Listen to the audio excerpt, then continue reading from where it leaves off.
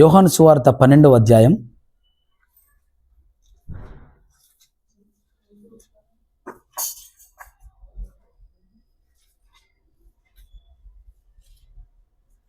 9వ వచనం. కాబట్టి యూదులలో సామాన్య జనులు ఆయన అక్కడ ఉన్నాడని తెలుసుకొని యేసును చూచక మాత్రమే గాక మృతుల నుండి ఆయన లేపిన లాజరును కూడా చూడవచ్చిరి. అతనిని బట్టి యూదులు అనేకులు తమ వారిని విడిచి యేసును విశ్వాసం ఉంచిరి గనుక ప్రధాన యాజకులు లాజరును కూడా చంపనాలోచన చేసిరి. Praise the Lord. ఇక్కడ మనకు కావాల్సిన పాయింట్ ఏంటంటే, యేసును చూచుటకు మాత్రమే గాక మృతులలో నుండి ఆయన లేపిన లాజరును కూడా చూడవచ్చిరి. అతనిని బట్టి యూదులలో అనేకులు తమ వారిని విడిచి యేసునందు విశ్వాసం ఉంచిరి. Praise the Lord. హల్లెలూయా. ఏం చేశారంట? యేసును చూడడానికి వచ్చారు. యేసును మాత్రమే కాదు, లాజరును కూడా చూడాలనుకున్నారు వాళ్ళు. Praise the Lord. యేసును చూడాలనుకున్నారు, లాజరును కూడా చూడాలనుకున్నారు. లాజరును చూసిన తర్వాత వారి ప్రజలను వారు విడిచిపెట్టి యేసుక్రీస్తును ప్రభును విశ్వసించడం, వెంబడించడం ప్రారంభించారు. దేవుడికి స్తోత్రం కలుగును గాక.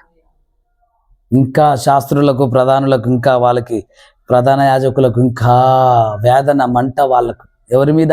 యేసుక్రీస్తు ప్రభు మీద, లాజరు మీద. ఓకే, వాడి వంట వాడిది, దుష్టుడు వాడి పని వాడి చేసుకుంటాడు, మనకు అనవసరం, మన పని మనం చేయాలి. ఆమేన్. యేసయ్య లాజరును ఊరికే లేపలా. లాజరును లేపాడు అంటే లాజరు ద్వారా అనేకులు రక్షణ పొందేటటువంటి కార్యం చేశాడు. ఆమేన్. లాజరును వాడుకున్నాడు అట్లా. అతనిని బట్టి అని రాయబడింది. ఎవరిని బట్టట? లాజరును బట్టి. మృతులలో నుండి 4 రోజుల తర్వాతన లాజరును లేపాడు. ఎక్కడున్నాడు అతను? అతను మేము కలవాలి. కలిశారు. వావ్, పరిపూర్ణంగా. ఈయన సామాన్యమైన దేవుడు కాదు, ఈయన సామాన్యుడు కాదు. ఈయనను వెంబడించాల్సిందే, ఈయన బోధ వినాల్సిందే, ఈయన నమ్ముకోవాల్సిందే. అయ్యా ఎక్కడున్నాడు? ఇదిగో పలానా ప్రాంతంలో వెళ్ళారు, ఆయనతో నడవడం మొదలుపెట్టారు. Praise the Lord. దేవుని బిడ్డలారా, నాన్న, అద్భుతాలు, సూచక క్రియలు, స్వస్థతలు అనేవి దేవుని రాజ్యమును కట్టడానికి వాడబడే ఒక కర్రలు, ఇనుప చువ్వల వంటివి. Praise the Lord. కర్రల లాంటివి, ఇనుప చువ్వల లాంటివి. ఒక మెటీరియల్, కాంక్రీట్ మెటీరియల్, సిమెంటు, ఇసుక, ఇవన్నీ ఉంటాయా? అలాంటివి. ఎస్. ఒక బిల్డింగ్ కట్టడానికి ఇవన్నీ ఉంటాయా? ఒక స్లాబ్ వేయాలి, ఒక బిల్డింగ్ కట్టాలి, కర్రలు కావాలి, ఇనుప చువ్వలు కావాలి, సిమెంట్ కావాలి, ఇసుక కావాలి, కంకర కావాలి, చిన్న రాళ్ళ ముక్కలు కావాలి. ఇవన్నీ ఒక ఇల్లు కట్టడానికి, ఒక బిల్డింగ్ కట్టడానికి ఎలా కావాలో దేవుని రాజ్యం కట్టడానికి స్వస్థతలు, విడుదలలు, కార్యాలు జరగాలి. ఆమేన్. జరగాలి. ఎందుకంటే దొంగ దొంగిలించడానికి, హత్య చేయడానికి, నాశనం చేయడానికి వస్తాడు. ఆమేన్. దొంగ ఎందుకు వస్తాడు? దొంగిలించడానికి, హత్య చేయడానికి, నాశనం చేయడానికి. ఈయన ఎందుకు వచ్చాడు? జీవం ప్రసాదించడానికి. Praise the lord. వెలుగు ప్రసాదించడానికి, విడుదల ప్రకటించడానికి, చూపును ప్రకటించడానికి కదా. Praise the lord. ఆపోజిట్, వాడు దొంగిలించడానికి వస్తాడు, ఈయన సమకూర్చువాడై అన్నాడు. వాడు హత్య చేయడానికి వస్తాడు, ఈయన మృతులను లేపడానికి వచ్చాడు. వాడి కార్యాలు మాకు అవసరంలా, మేము చేయాల్సిన కార్యాలు ఉన్నాయి. దేవుడికి స్తోత్రం కలుగును గాక. ఏంటవి? కట్టుట. Praise the lord.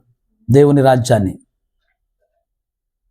విడగొట్టుట, సాతాను కట్లను తెంపుట, అపవాది కట్లను వెళ్ళగొట్టుట, దయ్యములను, దురాత్మలను స్వస్థపరచుట, రోగులను. ఎందుకు? మా దేవుని రాజ్యం కట్టబడుతుంది. అపవాది రాజ్యం కూల్చబడాలి, యేసయ్య రాజ్యం కట్టబడాలి, యేసయ్య రాజ్యం స్థాపించబడాలి. పరలోకమందు నీ చిత్తము నెరవేర్చబడుతున్నట్లు భూమి అందును నెరవేర్చబడును గాక. పరలోకమందు అపవాది రాజ్యం లేదు.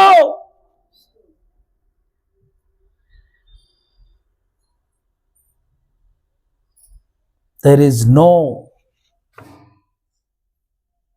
King devil dominion, devil Kingdom. అక్కడ అపవాది అధికారం లేదు, అపవాది రాజ్యం కూడా లేదు.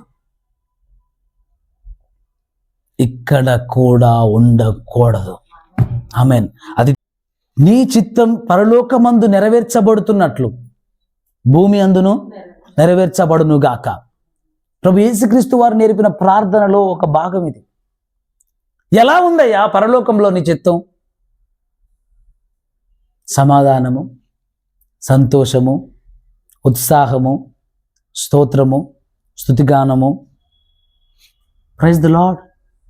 దుఃఖం లేదు, చింత లేదు, బాధ లేదు, వేదన లేదు, అపవాది అధికారం లేదు, అపవాది శోధన లేదు, అపవాది బంధకాలు లేవు, అపవాదికి అక్కడ ఆ ప్రవేశమే లేదు.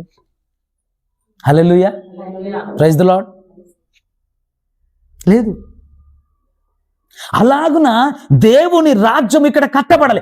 దేవుని రాజ్యం ఇక్కడ అలాగున కట్టబడాలంటే అది అధికారంతో కూడినదై, మహిమతో కూడినదై, ప్రభావంతో కూడినదై దేవుని రాజ్యం భూమి మీద కట్టబడాలి. దాని కొరకు దేవుని దూతలముగా, దేవుని బిడ్డలముగా మనము కార్య సాధన కొరకు మనం పని చేయవలసిన వారమై ఉన్నాం. ఆమేన్.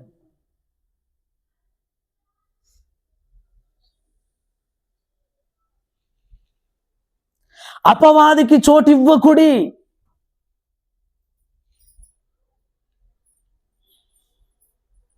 Do not give room for devil అని ఉంటుంది ఇంగ్లీష్లో. రూమ్ మనం అడుగుతుంటాం ఎక్కడెక్కడన్నా రూమ్లో ఉన్నాయి.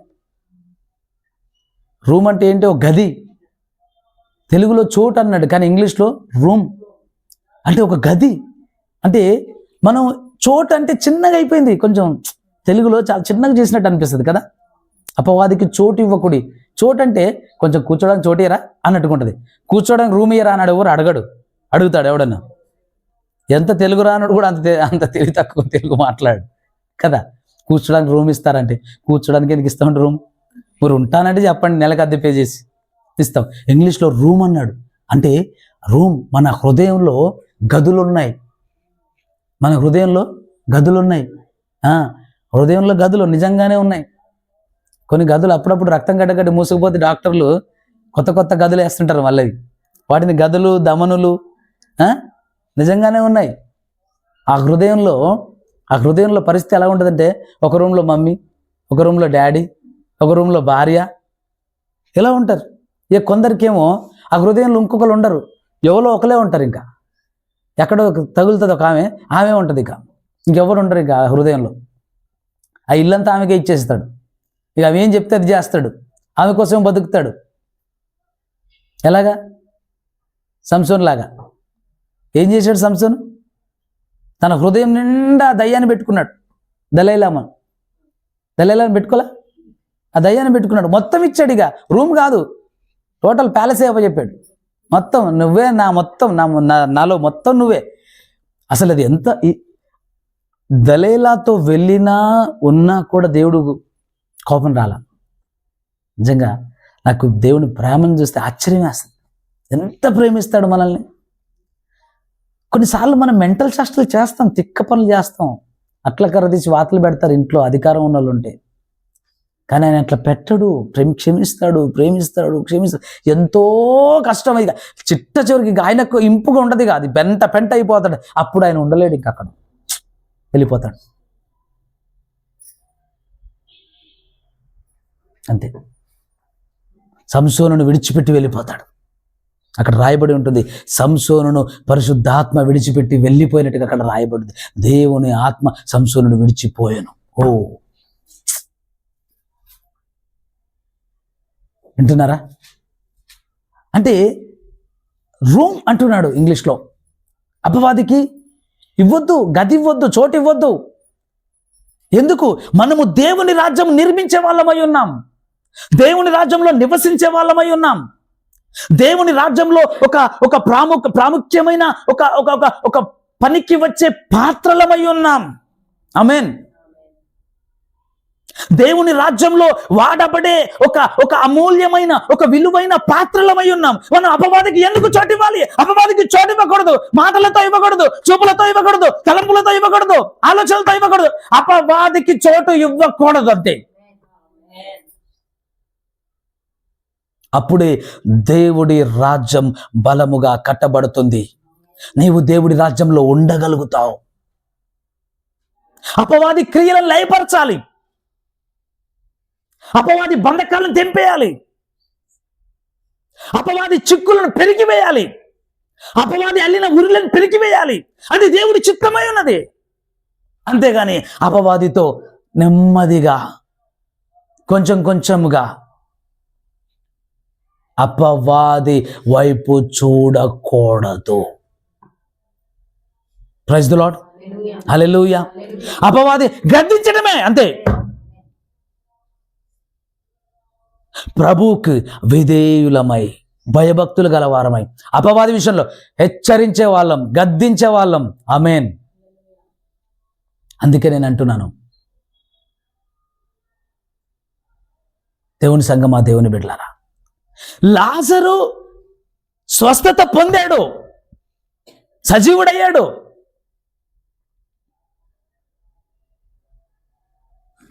బోధకుడా, నువ్వు ప్రేమించే శిష్యుడు రోగి అయి ఉన్నాడట.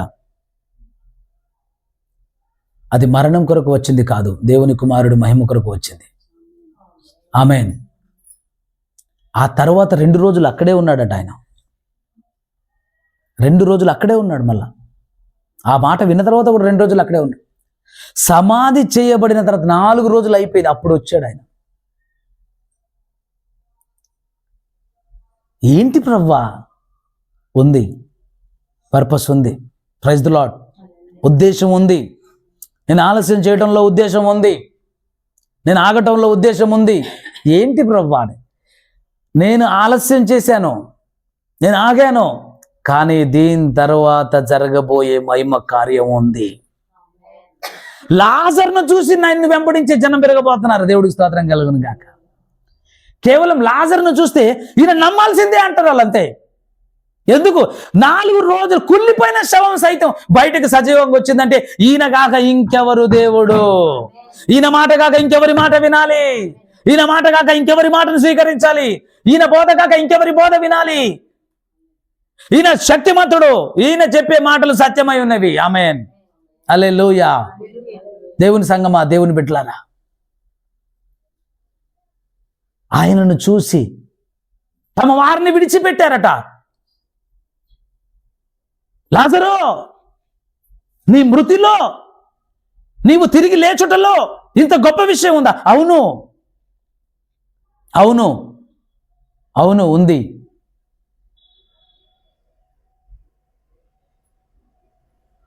గెన్నేసరెతు ప్రాంతంలో అనేకులు స్వస్థత పొందారు. ఎవరి ద్వారా ఏం కార్యాలు జరగలేదు. గెరేసినుల ప్రాంతంలో ఒక సేనా అనే దయ్యములు పట్టిన వాడు స్వస్థత పొందాడు. 10 పట్టణాల్లో సాక్ష్యం ఇచ్చాడు. దేవుడికి స్తోత్రం కలుగును గాక. 10 పట్టణాల్లో సాక్ష్యం ఇస్తూ సువార్థికుడిగా మారిపోయాడు. దేవుడికి స్తోత్రం కలుగును గాక. దెకాపోలిలో సాక్ష్యం ఇచ్చుచుండెను, వారందరూ వినిన వారందరూ నమ్మిరి అని రాయబడింది. 10 పట్టణాల్లో సాక్ష్యం ఇచ్చాడు. సేన అనే దయ్యములు పట్టినవాడు. దేవుని సంగమా, దేవుని బిడ్డ, నాన్న నువ్వు ఒక్కదాన్ని, నువ్వు అనుకోవద్దు నేను ఒక్కనే. నీ ద్వారా దేవుడి ఉద్దేశము నెరవేర్చబడవలసి ఉంది. నా ద్వారా ఏమవుతుంది? నీ ద్వారా జరగబోయేది ఉంది. నేను దేవుడు వాడుకుంటాడు. ఆయన సన్నిధిలో నమ్మకంగా ఉండు, యథార్థంగా ఉండు, ఆయన వైపు చూడు. ఆయన రాజ్యములో నువ్వు ఉండు. నీ ద్వారా ఆయన రాజ్యమును నిర్మింపబడనివ్వు. ఆమేన్. ఏమి తిందుమా, ఏమి త్రాగుదుమా, ఏమి ధరించుకుందుమా అని చింతింపకుడి. ఇవన్నీ మీకు కావాలని మీ పరలోకపు తండ్రికి తెలియను. మొదట మీరు ఆయన నీతిని, రాజ్యాన్ని వెతుకుడి, అప్పుడు అవన్నీ మీకు అనుగ్రహింపబడును. దేవుడి రాజ్యాన్ని వెతకాలి. 1, ఎప్పుడు నీలో వెతకాలి. 2, నీ బయట ప్రపంచంలో ఆయన రాజ్యాన్ని కడుతూ ఉండాలి. ఆమేన్. Praise the Lord. నీలో వెతకాలి ఆయన రాజ్యం. ఆమేన్. నీలో వెతకాలి ఆయన రాజ్యం. ఆయన రాజ్యం అనగా దేవుని రాజ్యం అనగా మాటలతో కాదు గాని శక్తితో ఉంది. దేవుని రాజ్యం ఏమనగా నీతియు సమాధానము పరిశుద్ధాత్మ యందలి ఆనందమునై ఉన్నది. అంటే దేవుని రాజ్యం నీలో ఉంది, సమాధానంతో ఉంటావు నువ్వు. ఆమేన్. దేవుని రాజ్యం నీలో ఉంది, నీవు ఆనందంతో ఉంటావు. ఆమేన్. ఆ దేవుడు నాలోనే ఉన్నాడు, మరి ఎందుకు ఎప్పుడు పాడుమల్ల ముఖం పెట్టుకున్నావు? దిక్కుమాల ముఖం ఎప్పుడు చూసినా పెంటలాగా పెట్టుకుంటావు ఎందుకు? ఎవరు పోయారు? ఎందుకు పెట్టుకున్నావు ఆ ముఖం? దేవుడు ఉన్నాడా నీలో? ఎందుకు లేడు? బలంగా ఉన్నాడు. మరి నీ ముఖం ఎందుకు ఇంత దరిద్రంగా తయారైంది? ఎందుకు ఇంత నీచంగా తయారయ్యావు నువ్వు? దేవుడు నీలో ఉన్నాడని ఎట్లా చెప్తావు నువ్వు? గంటకో రకం మారిపోతాడు మనిషి. గంటకో రకం, పూటకో రకం, రోజుకో రకం. ఎందుకు మారిపోతున్నావు నువ్వు? ఎవరిని తెలుసుకున్నావో తెలుసా నువ్వు? ఎవరిని నమ్ముకున్నావో తెలుసా నీకు? ఎవరు నీలో ఉంటున్నారో తెలుసా నీకు? ఆయన ఎలాంటి వాడో తెలుసా నీకు? ఆయన పూటకోసారి మారుతాడా? గంటకోసారి మారుతాడా? రోజుకోసారి మారుతాడా? ఆయన ఏంటో తెలుసా? మారని దేవుడు. ఆమేన్. మారని దేవుడు. ఆ మారని దేవుడు నీలో ఉన్నప్పుడు నువ్వు ఆయనలాగా మారాలే గాని నువ్వు ఇంకొకరిలాగా ఎందుకు మారిపోతున్నావు? హల్లెలూయా, హల్లెలూయా. నువ్వు ఆయనలాగా మారాలి. నువ్వు ఆయనలాగా మార్పు చెందుతుండాలి. నీ ప్రవర్తనలో, నీ క్రియల్లో, నీ మాటల్లో, నీ చూపుల్లో, నీ ఆలోచనలో, నీ తలంపుల్లో, నీ కళల్లో, సమస్తములో ఆయన ప్రభావము చేత నువ్వు కనపరచబడాలి, నింపబడాలి, ప్రభావితం అవ్వాలి. అంతేగాని మరి వేరే వాళ్ళ ద్వారా ఎందుకు ప్రభావితం అవుతున్నావు? అది దుష్టుడు చేత ఎందుకు నువ్వు ప్రభావితం అవుతున్నావు?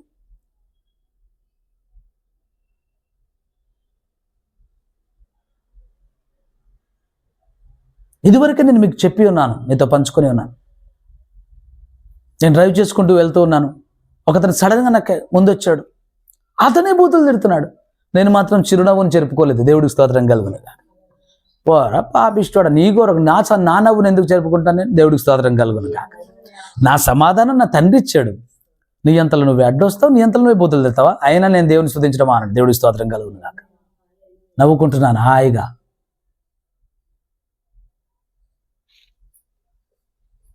కలవరం అవసరమే లేదు. కలవరం అవసరమే లేదు. కలవరం అవసరమే లేదు.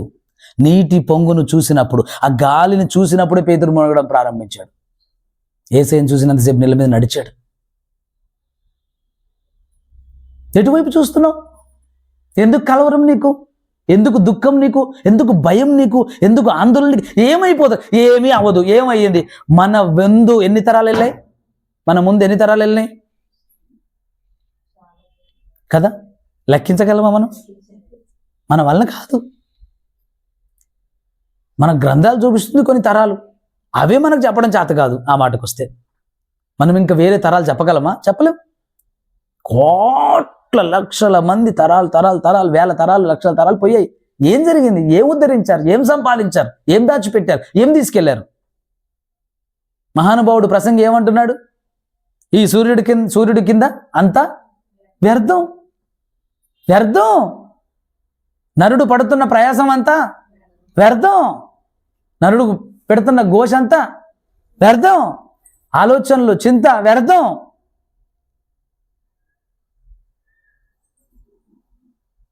సూర్యుడు ఉదయిస్తున్నాడు, అస్తమిస్తున్నాడు, అదొక్కటి మాకు పర్ఫెక్ట్గా ఉంది, కానీ మిగతా ఏం పర్ఫెక్ట్ లేవు, అంతా నాశనమే అంటున్నాడు ఆయన. ఈ సూర్యుడి కింద సూర్యుడు ఉదయిస్తున్నాడు, అస్తమిస్తున్నాడు, అదొక్కటి మాత్రం రెగ్యులర్గా ప్రాపర్గా జరుగుతుంది. మిగతా ఏవి కూడా ఏవి పర్ఫెక్ట్ లేవు. పుట్టినోళ్ళు పుడుతున్నారు, పోయేటోళ్ళు పోతున్నారు, ఎవరికి ఏం లాభం లేదు. నాకు అర్థమైపోయింది, ఏం లాభం లేదు అంటున్నాడు ప్రసంగి. ప్రసంగికి అప్పుడు తెలియలా, ఒక్క విషయంలో సరిగ్గా చెప్పలేకపోయాడు. యేసుక్రీస్తుని గురించిన మాట చెప్పలేకపోయాడు ప్రసంగి. దేవుడికి నరులకు మధ్యవర్తి ఒకడు లేకుండా చూడగా అంటాడు.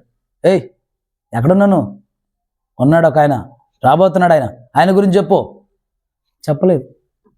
ప్రసంగికి ఎంత ఆ విషయంలో జ్ఞానం లేదు, ఆత్మ జ్ఞానం లేదు. దేవునికి నరులకు మధ్యవర్తిలో ఎందుకు లేడు? రాబోతున్నాడు. బైబిల్ గ్రంథం ఏంటో తెలుసా దేవుని బిడ్డలారా? పాత నిబంధన అంతా అదిగో రాబోతున్న వాడిని చూడండి అని. కొత్త నిబంధనలో 4 పుస్తకాలు, నేనే ఆ వెలుగును, ప్రైజ్ ది లార్డ్. తర్వాత పుస్తకాలన్నీ ఆ వచ్చిన ఆయన గురించి చెప్పేవి. ఇంతే, అయిపోయింది బైబిల్.